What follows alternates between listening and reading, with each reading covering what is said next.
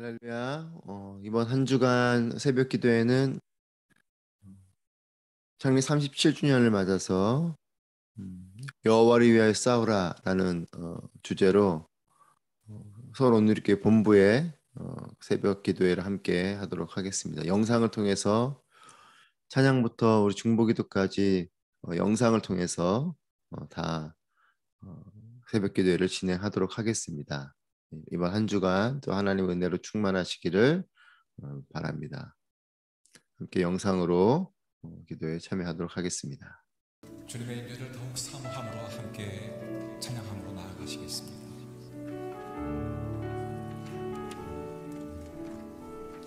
주께 가까이, 주께 가까이 나를 이끄소서. 간절히 주님만을 원합니다. 채워주소서. 주의 사랑을 진정한 찬양들을 주께 가까이 나를 이끄소서. 주께 가까이 나를 이끄소서.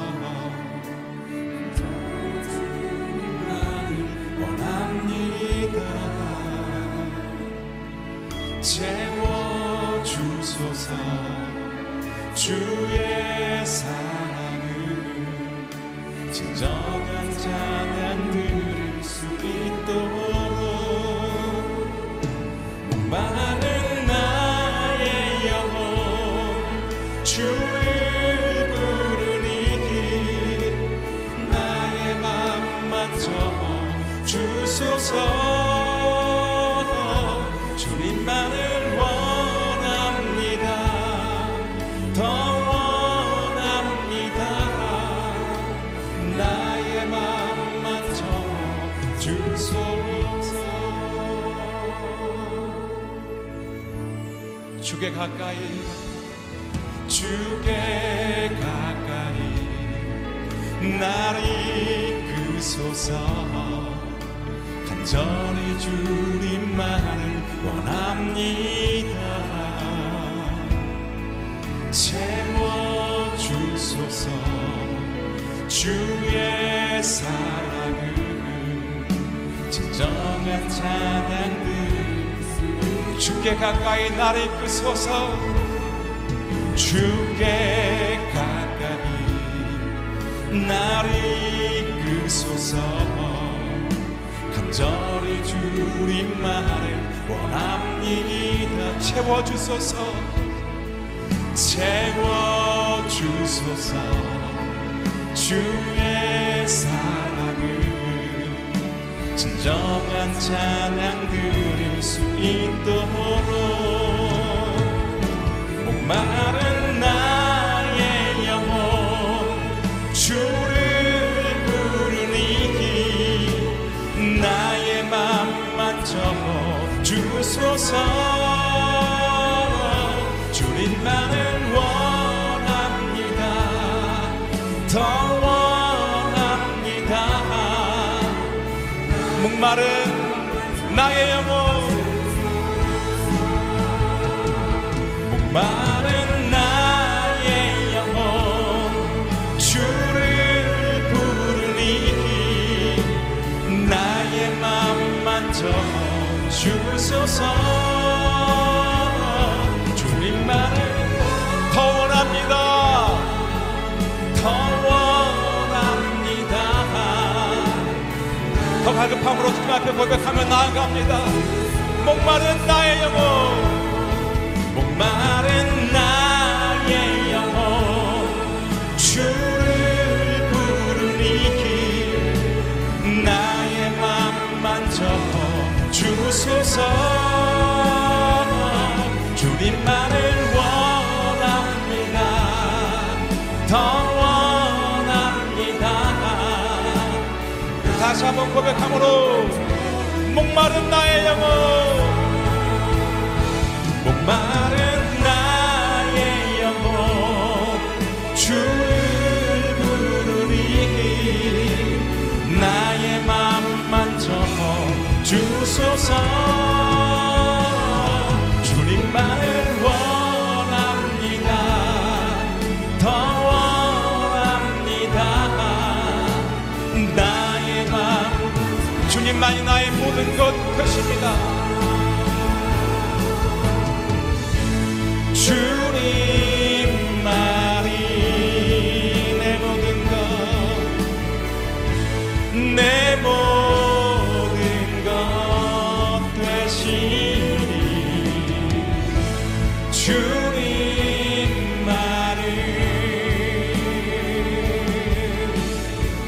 더 알게 하. 주님만이 나의 모든 것 되시니 주님만이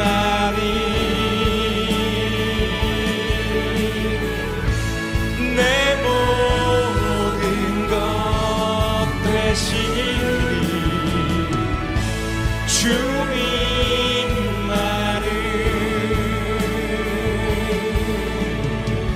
더 알게 하소서. 새벽 부흥 집회에 나오신 성도 여러분, 주의 이름으로 환영하고 축복합니다. 또 유튜브와 CGN TV로 함께 예배드리는 성도님들에게도 주의 은혜가 함께하기를 소망합니다. 우리 한번 좌우의 분들하고 서로 인사하면 좋겠습니다. 여호와를 위해 싸우십시오. 우리 다시 한번 선포하겠습니다. 여호와를 위해 싸우십시오. 싸우십시오. 이 시간 우리에게 주신 하나님의 말씀은 여호수아 1장 1절에서 9절의 말씀입니다. 우리말 성경 여호수아 1장 1절에서 9절 말씀을 저와 한 절씩 교독하도록 하시겠습니다. 여호와의 종 모세가 죽은 후에 여호와께서 모세를 보좌하던 눈의 아들 여호수아에게 말씀하셨습니다. 내 종 모세가 죽었으니 너와 이 모든 백성들은 이제 일어나 이 강을 건너 내가 이스라엘 백성들에게 주는 땅으로 가거라. 내가 모세에게 말한 대로 내가 네 발로 밟는 곳마다 내게 줄 것이다. 광야와 레바논에서부터 커다란 유프라테스 강과 햇사람의 온 땅과 해지는 서쪽 대해까지 내 영토가 될 것이다. 내 평생 너를 당해낼 자가 없을 것이다. 내가 모세와 함께 했던 것처럼 너와도 함께 할 것이다. 내가 결코 너를 떠나지 않으며 버리지 않을 것이다. 강하고 담대하여라. 내가 조상들에게 주겠다고 맹세한 그 땅을 내가 이 백성들에게 유산으로 나눠줄 것이다. 오직 마음을 강하게 먹고 큰 용기를 내어라. 내 종 모세가 내게 준 율법을 다 지켜라. 그것에서 돌이켜 좌우로 치우치지 마라. 그러면 내가 어디를 가든지 잘 될 것이다. 이 율법책을 내 입에서 떠나지 않게 하고 그것을 밤낮으로 묵상해 그 안에 기록된 모든 것을 지켜 행하여라. 그러면 내 길이 번창하고 성공하게 될 것이다. 함께 읽겠습니다. 내가 내게 명령하지 않았느냐? 강하고 담대하여라. 두려워하지 말고 낙심하지 마라. 내가 어디를 가든 여호와 내 하나님이 너와 함께할 것이다. 아멘. 이른 아침 하나님의 임재 앞에 나온 모든 성도들에게 성령님께서 크신 능력과 은혜로 함께 하실 줄로 믿습니다. 이른 아침 깨워 하나님 앞에 나온 우리 한국교회 소중한 새벽 기도의 전통이 또 계속해서 하나님께서 이 나라 민족 가운데 함께 하시는 통로가 될 줄로 믿습니다. 요즘 러시아와 우크라이나와의 계속되는 전쟁은 역사에 매우 중요한 교훈을 주고 있습니다. 엄청난 자원과 군사력을 가진 러시아가 우크라이나를 공격한 이후에 고전을 면치 못할 뿐만 아니라 도리어 큰 타격을 입고 있습니다. 이는 서방 세계가 우크라이나를 많은 무기로 지원하고 있기 때문만은 아닙니다. 그것은 나라를 지키겠다는 바르고 강한 의지로 싸움을 두려워하지 않는 우크라이나 국민들의 정신 때문입니다. 반면 러시아의 군사들은 자신들이 왜 싸워야 하는지 모르는 채 싸움을 두려워하고 있고 어디 뉴스를 보니까 30만 명이 해외로 출국했다라는 기사도 나옵니다. 해외에 있는 우크라이나 국민들은 싸우기 위해 국내로 들어오고 있고, 또한 러시아 사람들은 싸움이 두려워 도망하고 있고, 심지어 군사들이 무기를 팔고 도망하고 있다는 뉴스도 있습니다. 무엇을 위해 싸우는지 모르는 사람들은 두려울 수밖에 없습니다. 그러나 나라와 민족을 지키고 평화를 지키기 위해 싸워야 하는 올바른 명분과 의미가 있는 싸움은 우리에게 담대함을 주는 것입니다. 거기에 그 싸움에 자신의 희생을 조금도 두려워하지 않는 그런 국민들이 마음이 하나가 된다면 그것은 누가 승자가 될지는 분명한 사실인 것입니다. 이것은 우리의 영적 전쟁에 있어서도 매우 중요한 원리를 우리에게 보여주는 것입니다. 우리 그리스도인들은 예수 그리스도를 믿음으로 받아들인 그 순간부터 우리는 영적 군사로 부름을 받았습니다.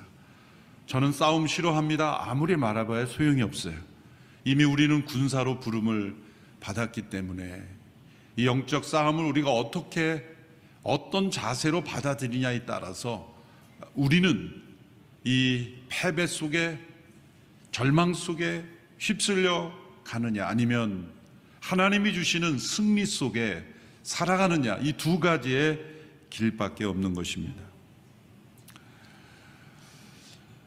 자신을 위해 싸우는 인생이 있고 하나님을 위하여 싸우는 인생이 있습니다. 최근 우리가 생명의 삶 큐티 본문으로 창세기 말씀을 묵상하며 가장 많은 지면이 나오는 사람이 야곱이죠.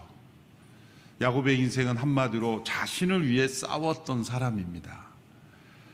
야곱이란 이름 자체가 발꿈치를 움켜 잡는다라는 뜻이죠.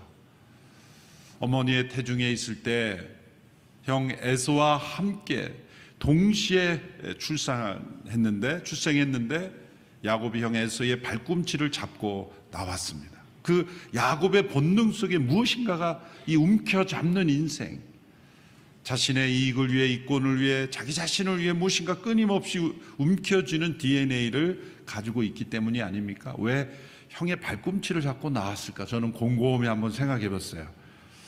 아마 이런 대답이 나오지 않을까? 같이 나왔다고 주장하려고. 나는 동생이 아니다. 그런 억지를 부리려고 한 것이 아닌가? 그렇게 추측할 수도 있습니다. 그렇게 자신을 위해 싸우는 인생이지만 하나님께서는 아브라함에게 주신 약속을 지키기 위해서 그 야곱과 함께 하셨고 또 야곱을 축복하시는 내용을 봅니다. 그렇지만 야곱은 많은 고생을 합니다. 삼촌 라반으로부터 자신이 속인 것 그대로 되돌려받고 많은 세월을, 적어도 20여 년 이상을 고통 속에 살아가죠. 이처럼 자신을 위해 싸우는 인생도 무엇인가 없는 것 같지만 잃어버리는 것이 너무나 많습니다. 그러나 우리가 여호수아서를 통해서 살펴보는 것, 야곱의 인생과 대조적으로 여호수아는 자신이 시작한 싸움도 아니요, 자신의 이익을 위하여 무엇인가를 추구하는 싸움이 아닌 하나님의 부르심을 받아 하나님의 약속을 따라 하나님을 위하여 싸우는 싸움을 싸우고 있습니다. 자신을 위한 싸움은 본능적으로 일어나는 싸움이기에 자기도 모르게 싸우게 되고 꼭 싸워야 될 것 같습니다. 그러나 그 싸움에 접어들수록 결국은 피해자가 자기 자신이라는 것을 깨닫게 됩니다. 이긴 것 같지만 많은 것을 잃어버리게 됩니다. 그러나 여호와를 위하여 싸우는 인생은 하지 않아도 되는 것 같고 내가 꼭 싸워야 되는가라고 생각하고 처음에는 두렵지만 그 싸움을 통해 하나님의 임재와 영광이 나타나고 세상이 변화되게 됩니다. 자신을 위하여 싸우는 사람은 세상이 두려워 보이게 되고 하나님의 약속은 온데간데 없게 됩니다. 야곱의 인생이 위태로울 때마다 공통점은 하나님의 약속을 잃어버리고 자기 자신을 위하여 싸울 때였습니다. 야곱이 다시 회복된 때는 언제나 하나님께서 하나님의 약속을 상기시켜 주고, 너가 너 자신을 위하여 싸우는 것보다 하나님의 약속을 붙잡는 것이 더 큰 너의 인생에도 유익한 거라는 것, 그것이 축복의 길이라는 것을 하나님이 늘 상기시켜 주시죠. 여호수아처럼 여호와를 위하여 싸울 때는 하나님의 약속이 크게 보이기에 점차 세상이 두렵지 않게 됩니다. 우리의 인생을 야곱처럼 살 것인가, 여호수아처럼 살 것인가, 우리가 이 한 주 동안 결단하며 여호수아서 몇 말씀을 통하여 여호와를 위하여 싸우는 인생이 얼마나 하나님께 영광이 되며 이 사회의 유익이 되며 나의 개인의 인생에도 큰 축복이 되는지를 깨닫고 이 길로 걸어가는 우리가 되기를 축원합니다. 여호수아서가 우리에게 중요한 이유는 하나님의 나라를 위하여 하나님의 약속을 붙잡고 싸우는 영적 전사로 살아가기로 할 때 하나님께서 어떤 승리를 주시는지를 알려주시기 때문입니다. 여호수아서는 그 내용은 우리가 오랜 시간 동안 여러 번 들어서 잘 알고 있을 겁니다. 하나님께서 아브라함에게 주신 약속, 땅을 주시고 자손을 번성케 하심으로 열방의 축복의 통로가 되게 하시겠다는 그 약속의 흐름 속에서 이제 아브라함과 이삭, 야곱 이 3세대를 걸쳐서 이제 애굽에 내려간 그 야곱의 후손들이 큰 자손을 이루어 출애굽을 했습니다. 거기까지가 어떤 의미입니까? 하나님의 약속을 통해 조명해 보면 자손에 대한 약속이 이루어진 것입니다. 자손이 번성했지 않습니까? 아브라함, 이삭, 야곱의 그리고 12 자손들이 애굽에 내려가서 70여 명의 사람들이 그 애굽의 고센 땅에 내려가서 번성하게 돼요. 애굽이 두려워하는, 바로가 두려워하는 그러한 큰 민족을 이루었다. 하나님이 함께 하셔서 번성하게 되었습니다. 아브라함에게 주신 첫 번째 약속의 내용이 이루어진 겁니다. 자손이 번성케 된다는. 근데 두 번째 약속의 내용이 아직 이루어지지 않았습니다. 그것은 하나님의 약속하신 땅, 아브라함에게 하나님이 약속하신 땅이 아직 그들에게 주어지지 않은 것이죠. 그 땅에 대한 약속이 이루어지도록 하나님께서 이제 이 전쟁을 통해서 그 땅을 주시는 것입니다. 땅을 정복해가는 역사 가운데 사람들이 죽게 되고 피 흘림이 있고 때로는 끔찍한 그러한 모습들이 여호수아서에 나타나니까 무신론자들, 특히 영국의 리차드 도킨스 같은 사람들은 여호수아서를 폄훼하면서 이것은 과거 히틀러가 폴란드를 정복하는 것과 같고 또 무슨 사담 후세인 같은 사람이 쿠르드족을 진멸시키는 그런 것과 같기 때문에 여기에 무슨 우리가 윤리적으로 배울 것이 있느냐, 그렇게 말함으로써 여호수아를 폄훼하기도 합니다. 그것은 성경을 있는 그대로 읽지 않았기 때문이고 죄송한 말씀이지만 무식한 평가죠. 성경을 있는 그대로 읽어본다면 이 흐름이 어떤 흐름에 있는지를 우리가 알 수 있습니다. 세 가지 이유로 그러한 사람들의 주장은 받아들일 수 없을 뿐만 아니라 어리석은 판단입니다. 첫째로 그 땅의 주인은 누구입니까? 무신론자적인 시각으로 성경을 보면 원래 있던 가나안의 원주민들의 소유 아닌가? 그렇게 생각하죠. 그래서 왜 이스라엘 민족이 그 땅을 점령하느냐? 다 민족이 다른 민족을 점령하는 것이 잘못된 거 아니냐라는 것이죠. 온 땅의 주인은 누구입니까? 하나님이십니다. 창조주 하나님의 소유입니다. 우리 모두는 다 이 땅에 잠시 머무는 거민일 뿐이요, 잠시 빌려 쓰는 존재일 뿐입니다. 온 땅의 주인은 오직 하나님 그분이십니다. 그분이 주시겠다고 하면 그들에게 주시는 거죠. 두 번째로 그 땅을 정복하는 전쟁이 왜 있어야 합니까? 하나님께서 아브라함에게 그 땅을 주시겠다고 할 때 이미 그 이유를 말씀하셨어요. 창세기 15장 16절에 보면 이런 말씀을 하나님이 아브라함에게 이미 말씀하셨죠. 내 자손은 4대 만에 여기로 돌아올 것이다, 가나안 땅에. 이는 이 뒤 구분이 중요해요. 아모리 족속의 죄악이 아직 가득 차지 않았기 때문이다. 뒤집어 말하면 아모리 족속의 죄악이 가득할 때 너희들이 돌아오게 될 것이다. 그 시간 동안이, 오랜 시간 동안 하나님은 그 땅을 긍휼히 여겨주시고 용납하심으로 하나님의 마음은 죄악이 가득 차지 않아서 그 땅이 심판받지 않기를 원하셨을 겁니다. 그러나 아모리 족속, 곧 가나안 원주민들의 죄악이 가득하여 그 죄에 대한 공의로운 하나님의 심판이 있어야 한다는 겁니다. 그 하나님의 공의로운 심판이 이스라엘 민족을 통하여 이루어진 것입니다. 죄와 악에 대한 하나님의 심판이 반드시 이루어진다는 것을 하나님께서 역사를 통해 보여주시고, 이것은 장차 있을 최후의 심판에 대한 맛보기로서 보여주는 겁니다. 그러므로 그 땅에 대한 전쟁은 하나님의 공의로운 심판의 도구가 되는 전쟁이므로 그 족속을 진멸하라는 하나님의 명령은 공의로운 명령이요 도리어 올바른 하나님의 윤리를 세우는 말씀인 것이죠. 또 그 땅이 누구에게 주어졌습니까? 이스라엘 민족만에게도 아닙니다. 여호수아서를 읽어가다 보면 흥미로운 사람들의 이름들이 나오죠. 그것은 2장에 나오는 여리고의 라합 같은 여인, 그는 가나안에 살고 있던 원주민이었지만 정탐꾼을 돕고, 그리고 하나님께서 행하신 일들을 듣고, 그리고 함께 그 약속에 참여하기로 선택하지 않습니까? 그 땅을 선물로 주시는 이는 이스라엘 혈통적인 혈통으로서의 아브라함의 후손만이 아니었어요. 라합과 같은 사람에게도 열려 있었지 않습니까? 후에 가나안을 정탐하는 이 여호수아와 함께 이제 주인공이 되었던 갈렙도 그니스 사람이라고 했어요. 다른 의견도 있지만 주된 해석은 뭐냐면 이 사람은 아브라함의 혈통주 후손이 아니다, 이방인이다.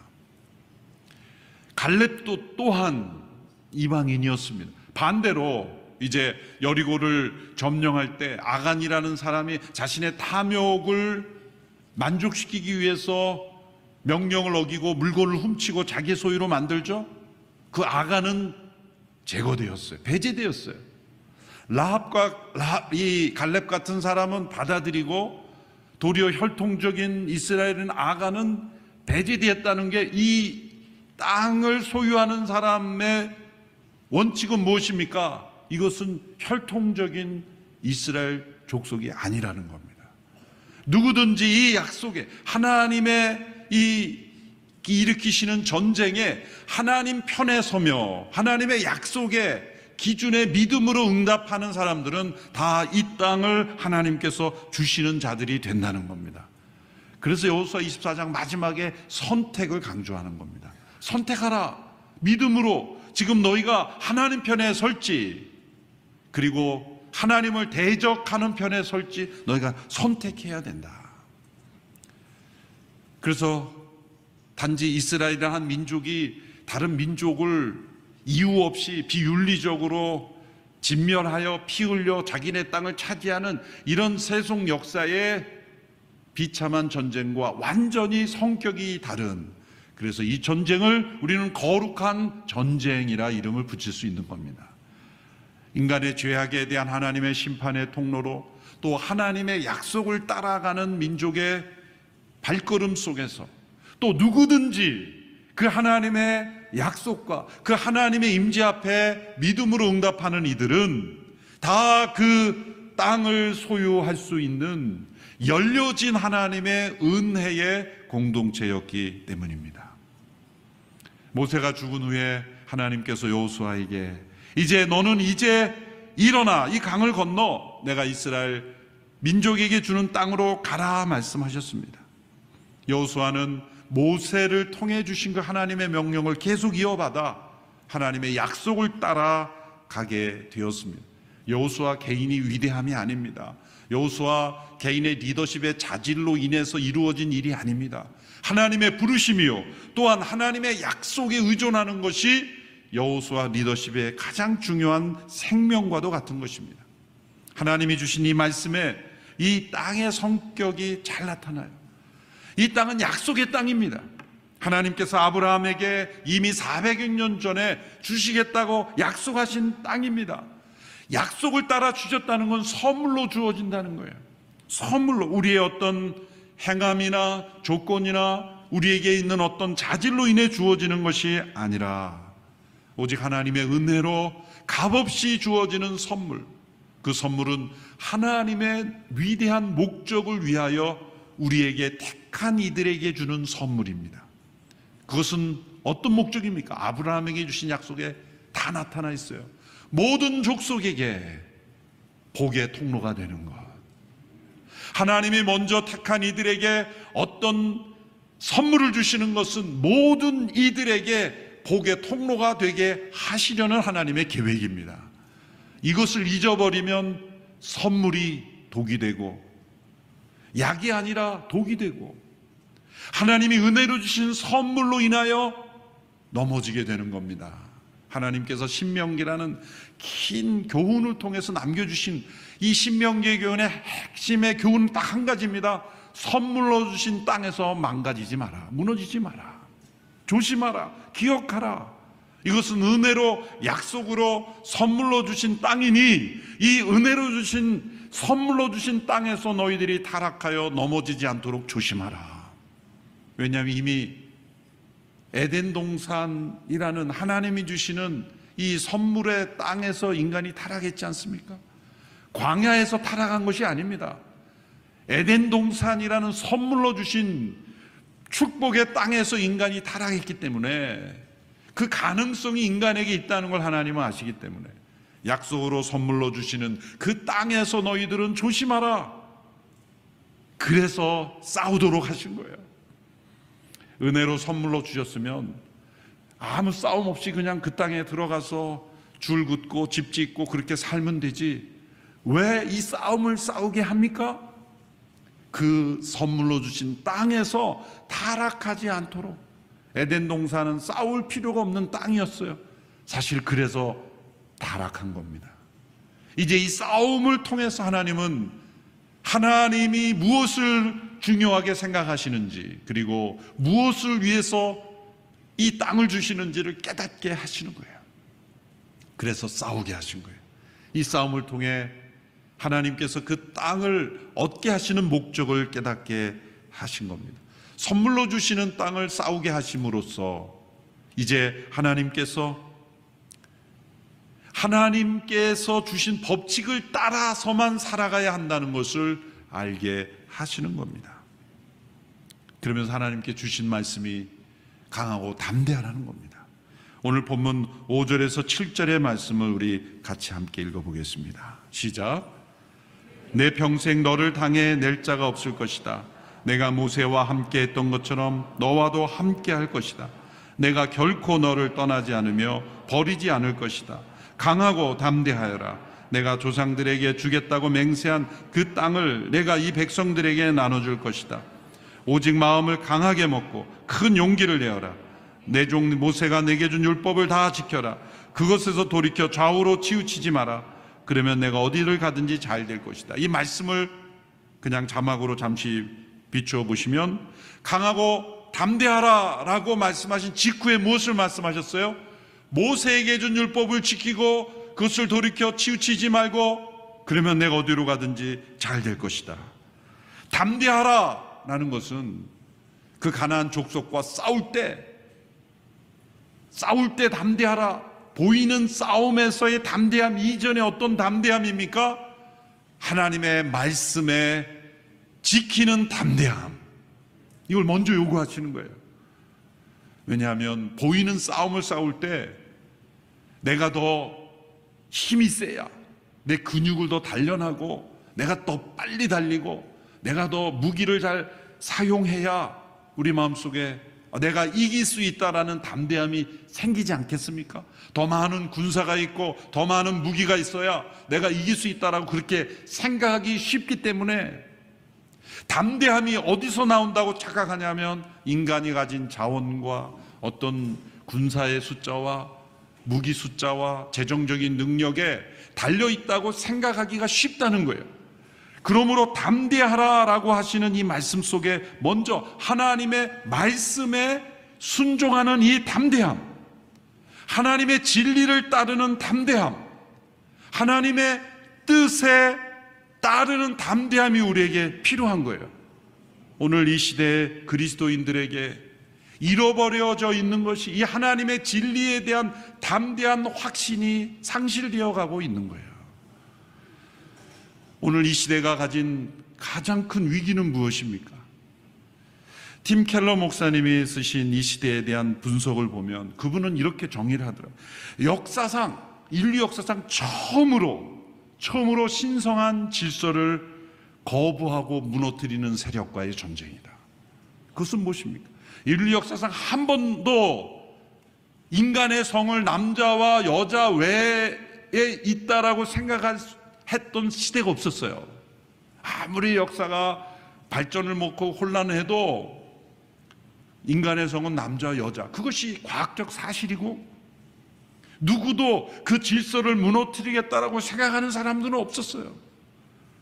그런데 성을 사회 문화적으로 정의하자는 이름으로 성은 생물학적인 것이 아니라 사회적인 것이라고 주장하는, 이것이 하나님의 질서, 창조 질서를 무너뜨리는 엄청난 보이지 않는 세력 속에서 만일 믿음의 사람들이 그럴 수도 있지 그렇게 합시다라고 한다면 그것은 하나님의 질서에 대한 담대한 확신이 없는 거예요. 하나님의 주신 질서에 좌우로 치우치지 마라. 여러분, 이런 담대함이 우리에게 있어야 합니다. 하나님의 말씀의 질서에 대한 담대함이 없다면 우리는 이 싸움에서 지는 겁니다. 생명을 지키는 것, 역사상 수많은 사람들이 누가 뭐라 그래도 생명이 중요하지 라고 말했지만 이제는 생명이 중요한 것이 아니라 성인의 자기 결정권이 더 중요하니 이제 몇 주가 되었던, 심지어 태어난 이후에도 죽일 수 있다고 생각하는 거예요. 어제 주일 설교에 잠시 언급했지만 캘리포니아에서 이게 성안이 되어 통과되지는 않았지만 일부 사람들이 발의한 내용이 뭐냐면 태어난 직후에도 죽일 수 있게 하자는 거예요. 이게 제정신을 가진 사람의 생각입니까? 그것이 문명인의 판단입니까? 그렇게 말하는 것도 시민의 대표로서 말할 수 있다는 거예요. 이것이 우리가 싸워야 될 싸움이 아닌가요? 그래서 생명은 가장 중요한 것, 천하보다 귀중한 생명이라고 여겼던 그런 하나님의 시각을 이 시대가 잃어버리고 있는 것, 절대적으로 우리가 받아들여야 될 진리는 없다고 생각하는 것, 우리 모두의 삶의 기준이 되는 하나님의 진리는 존재하지 않는다라고 하는 것. 그러면 사람들이 교묘하게 교회를 매도합니다. 나는 종교는 좋지만 기독교는 싫고 교회는 싫다. 앞뒤가 틀린 말을 하고 있는 것입니다. 여러분, 교회가 부족한 부분이 있죠. 잘못한 부분이 있습니다. 그렇지만 역사적으로 교회가 존재해왔던 것은, 교회가 이 세상에서 구제 사업을 가장 많이 했기 때문에 교회가 존재한 겁니까? 역사적으로 교회가 잘못했던 중세시대 십자군 전쟁 많이 있습니다. 그럼에도 불구하고 교회가 존재한 것은 왜일까요? 다른 어떤 사회기구였으면 벌써 사라졌을 겁니다. 그런데 왜 교회가 존재해 왔습니까? 그것은 이 교회에 하나님의 말씀을 맡겼기 때문이고, 하나님의 절대 진리가 있다는 것을 증거할 공동체가 필요하기 때문이고, 하나님을 위하여 싸울 백성들이 있어야 하기 때문입니다. 여러분, 하나님의 말씀을 지키고 그것을 행하고 그것을 사람들에게 전하는 담대함이 우리에게 있어야 합니다. 이 담대함이 없으면, 말씀에 대한 담대함이 없으면 우리는 보이는 전쟁에서도 필히 지고 맙니다. 보이지 않는 이 영적 전쟁의 가장 첫 번째 출발은 하나님의 말씀에 대한 담대한 확신이며 이것을 지키고자 하는 담대한 순종입니다. 우리 온누리교회 모든 성도들이 이 하나님의 진리에 대한 담대한 확신으로부터 우리의 영혼을 새롭게 다시 시작하는 복된 아침 되기를 주님의 이름으로 축원합니다. 이런 하나님의 말씀에 대한 담대한 확신으로 출발하면 우리의 연약함은 강함이 될 것이며 때로 우리의 부족함은 능력으로 채워질 것이며 우리의 어리석음은 하나님의 지혜로 충만하게 될 줄로 믿습니다. 기도하겠습니다. 우리 시간 함께 기도하기 원합니다. 하나님, 교회 창립 37주년 기념 새벽 부흥 집회를 시작합니다. 하나님, 이 새벽 부흥 집회 가운데 성령의 기름 부심을 허락하여 주시옵소서. 우리의 잠자는 영혼이 깨어나게 하여 주시옵소서. 여호와를 위하여 싸우라, 이 주제로 주님 나아갈 때 하나님 주 앞에 주를 위해 자원하게 하여 주시고 주를 위해 헌신하게 하여 주시고 주를 위해 다시 한번 나의 연약한 믿음이 강건케 하여 주시옵소서. 성령님 집회 가운데 임재하여 주시옵소서. 성령님 우리 가운데 오시옵소서. 주의 기름 부으심을 허락하여 주시옵소서. 오순절 마가의 다락방에 임했던 그 성령의 역사를 우리에게 허락하여 주시옵소서. 성령의 기름 부으심을 위해 함께 기도하며 나아가겠습니다.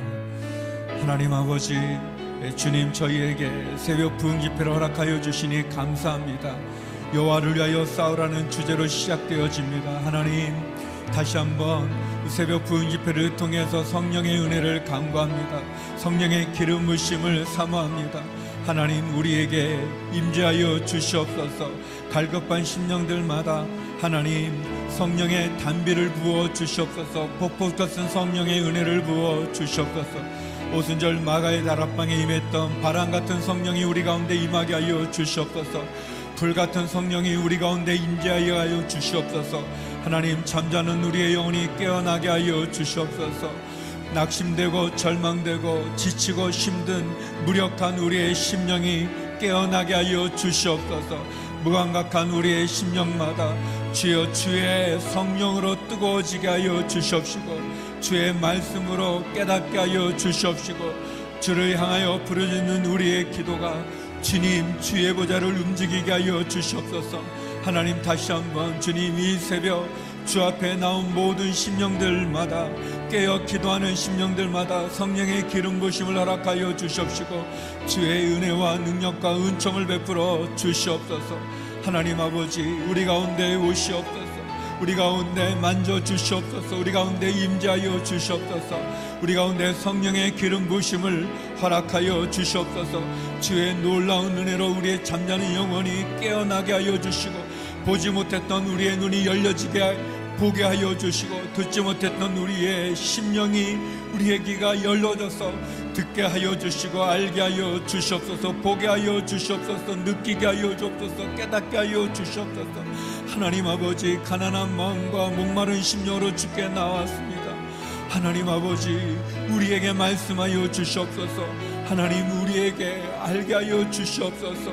다시 한번 주님 사랑하는 심령들마다, 주께 기도하는 심령들마다 오시옵소서. 만져주시고 인도해 주시고 이끌어 주시고 도와주시고 함께하여 주시옵소서. 우리 다시 한번 기도할 때 사회적 성을 법제하는 차별금지법이 제정되지 않게 하여 주시옵소서. 이 나라에 무너진 성윤리가 다시 한번 바로 세워지게 하여 주시옵소서. 하나님의 창조 질서가 회복되게 하여 주시옵소서. 음란함과 죄악에 물든 이 나라 이 민족이 거룩과 순결을 되찾게 하여 주시옵소서. 하나님, 우리 가운데 함께하여 주시옵소서. 우리 차별금지법이 제정되지 않게 하기 위해서 이 나라가 거룩과 순결을 되찾을 수 있도록 하나님의 창조 질서가 회복될 수 있도록 함께 기도하며 나아가겠습니다. 하나님 아버지, 주의 은혜를 구합니다. 주의 사랑을 구합니다. 은혜를 베풀어 주시옵소서. 주의 은총을 베풀어 주시옵소서. 하나님, 사회적 성을 법제하는 차별금지법이 제정되지 않게 하여 주시옵소서. 이 나라의 성윤리의 훼손의 폐해로부터 우리를 보호하여 주시옵소서. 하나님의 창조 질서가 회복되게 하여 주시고 죄악이 문화가 되고 제도가 되지 않게 하여 주시옵소서. 하나님, 음란함과 무너진 성윤리가 회복되게 하여 주시옵소서. 거룩과 순결로 주 앞에 바로 서게 하여 주시옵소서. 주의 은혜를 간구합니다. 주의 사랑을 간구합니다. 아버지 하나님, 인자하여 주시고 은혜를 베풀어 주시고 은총을 내려 주셔서 새롭게 하여 주시기를 원합니다. 하나님이 세워주신 가정의 근간을 흔드는 차별금지법이 제정되지 않게 하여 주시옵시고, 특별히 우리 국회가 깨어나게 하여 주시고 거룩과 순결로 새롭게 하여 주시옵소서. 하나님 아버지, 다시 한번 하나님의 창조 질서를 훼손시키고 성윤리를 훼손시키는, 그리고 이 나라의 근간을 훼손시키는 차별금지법 그 악법이 떠나가고 사라지게 하여 주시고 제정되지 않게 하여 주시옵시고 우리의 지도자들이 깨어나게 하여 주시옵소서. 하나님의 창조 질서가 회복되어지게 하여 주시옵소서. 거룩과 순결로 주 앞에 바로 서게 하여 주시기를 원합니다. 하나님 아버지, 죄악이 문화가 되지 않고 제도가 되지 않게 하여 주시옵소서. 우리 가운데 있는 그런 악습들, 하나님의 창조 질서를 거스리는 악한 이념들, 문화들, 주장들 다 사라지게 하여 주시옵소서. 거룩과 순결로 주 앞에 바로 서기를 소망합니다. 하나님 도와주시옵소서. 인도하여 주시옵소서. 이끌어 주시옵소서.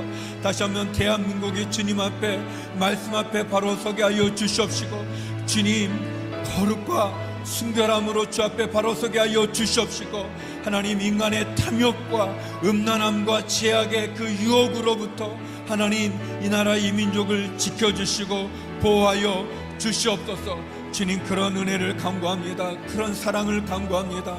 하나님 도와주시옵소서. 우리 또 기도할 때, 하나님 인간 사회와 지구상의 모든 생명을 위협하는 이 기후 위기 앞에서 저희가 둔감하지 않게 하여 주시옵소서. 하나님, 우리들의 탐욕과 인간의 편의주의와 쾌락으로 말미암은 환경의 파괴가 하나님 더 이상 진행되지 않게 하여 주시옵소서. 하나님이 우리에게 물려준 이 창조물의 소중함을 깨닫게 하여 주시옵소서.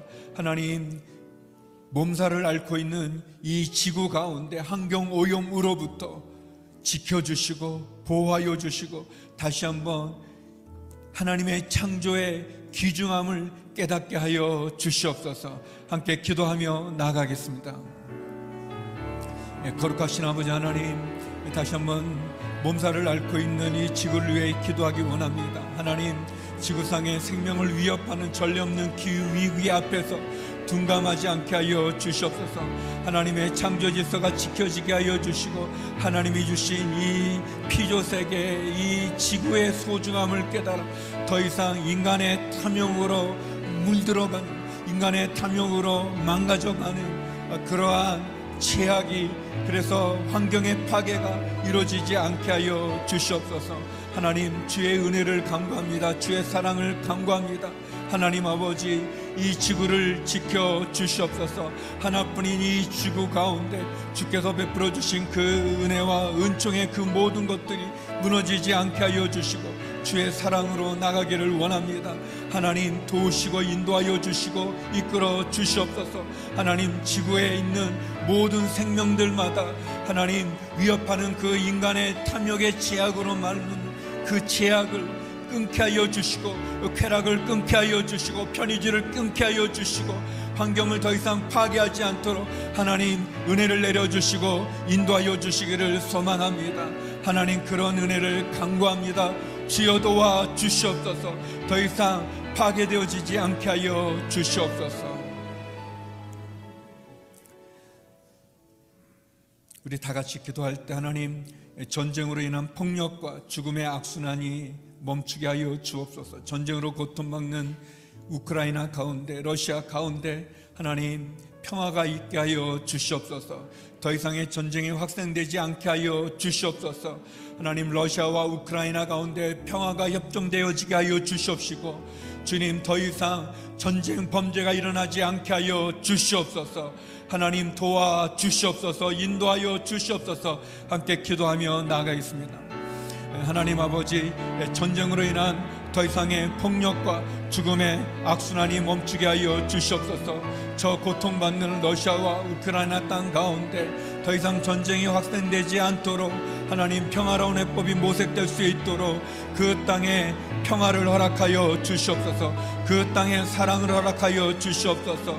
하나님, 지도자 되는 마음 가운데 하나님 기적과 같은 일이 일어나게 하여 주셔서 주의 평화가 그 땅에 임하게 하여 주시고 수많은 난민들이 보호받게 하여 주시옵시고 더 이상 끔찍한 전쟁의 범죄가 일어나지 않도록 주님 인도해 주시고 지켜주시고 도와주시옵소서. 하나님 아버지, 주의 은혜를 간구합니다. 아버지 하나님, 도와주시옵소서. 인도하여 주시옵소서. 이끌어 주시옵소서. 하나님, 함께하여 주시옵소서. 성도 여러분, 이제 모두 자리에서 일어나셔서 함께 기도하기를 원합니다. 우리 기도할 때 하나님, 새벽 부흥 집회에 나가는 우리의 기도를 응답하여 주옵소서. 하나님 아버지, 새벽 부흥 집회를 통해서 우리의 가정이 회복되게 하여 주시옵소서. 새벽 부흥 집회를 통해서 우리의 직장과 기업을 새롭게 하여 주시옵소서. 주의 은혜를 우리에게 허락하여 주시옵소서. 말씀 전하시는 이재훈 담임 목사님을 지켜 주시옵소서.